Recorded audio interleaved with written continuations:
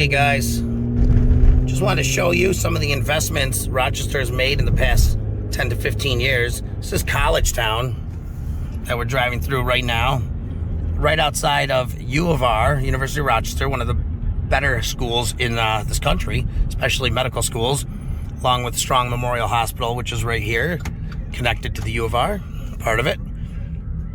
This is, again, College Town. It's got a beautiful hotel. It's got a lot of restaurants. It's got a lot of eateries and bookstores and a whole bunch of different things, convenience stores.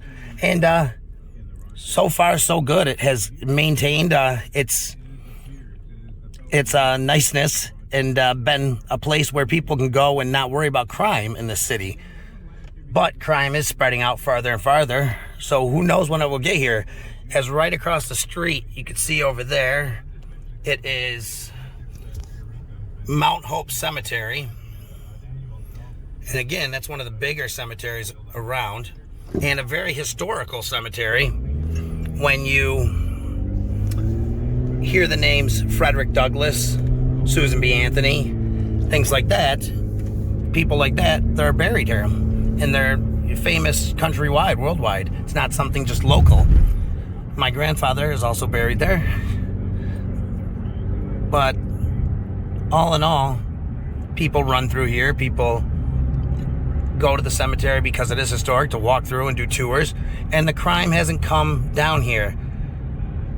And we're in the city of Rochester right now. So it's not like we're not. It's not like we're in a suburb. This is actually the city of Rochester. And when you get up over this hill, though, and you go down, you're going to see a bridge, and it's called the Ford Street Bridge. And in that is also pretty much an invisible line. Because when you pass the Ford Street Bridge, if you stay on the street, which is Mount Hope Avenue, and you can see how big the cemetery is, it's still going. This is the historic part over here. It's the older part. It goes back, wow, I mean, into the 1700s. It's insane. It's gorgeous. It's so cool to go through. It's so awesome to, see the history in there and the old architectural buildings, and it's amazing. But again, when we get up to the Ford Street Bridge up here, you'll see a difference when I cross over on this street. And the crime is, I heard the other day, is really in an 11-block radius where it all happens.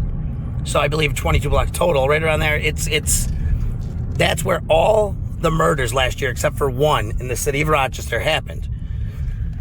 And it really concentrated to a 5-block area where most of them happened.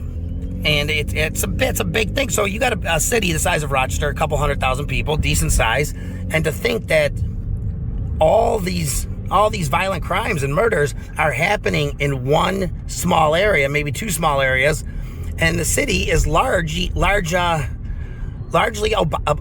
citizens, and that's what they are. I mean, it's not like you go into the city and everyone's a criminal. Now, this is what I'm talking about right here. You come over this bridge, and now these are low-income housing projects. And obviously with low-income housing projects and poverty, which I argue all the time, comes crime. And you start to see things, while this area right here isn't considered a bad area, because one street over is South Avenue with a lot of bars and restaurants. And over across the river, which this is on the river right here to my left, across the river, you have Cornhill area, which is historic in itself and has a lot of beautiful homes and apartments and things like that. It also has some bars, restaurants. So it's not a bad area right here, but you see the difference. If I pan out here, you see the difference as it starts to come through. There's a lot more industry and commercial activity, which doesn't always make everything bad, but in this case, it begins that trend.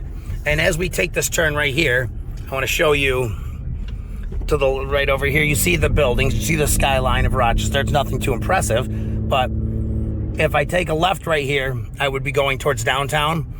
In this street right here, this is Clinton Avenue, but on this side of the city, it's perfectly fine. If I was to take a left, it would be bad news, which I'm doing, but I'm going to take a right up here and get right off of it. If I continue to take this street through this city, through downtown, and pop out the other side, that is the area. That's the blocks. That's the 11 block radius of where all this crime is happening. And I'm talking in 2 weeks last year, or beginning of this year, no, last year, there was 6 murders on the same block. So these 2 streets, Rialto Street and Mazda, maybe it is, I believe. There's another street right there. That area between Clinton, Joseph, Mazda, and Rialto had 6 murders in 2 weeks. And it was all from different people, which, different offenders each time, which is crazy. I mean, if you think about it, it's, where the mayor, our new mayor, has to step up and put police where police are supposed to be. Well, we'll talk more. I got to get back, so I got to turn around right here. But we'll talk more about this later on. Thanks.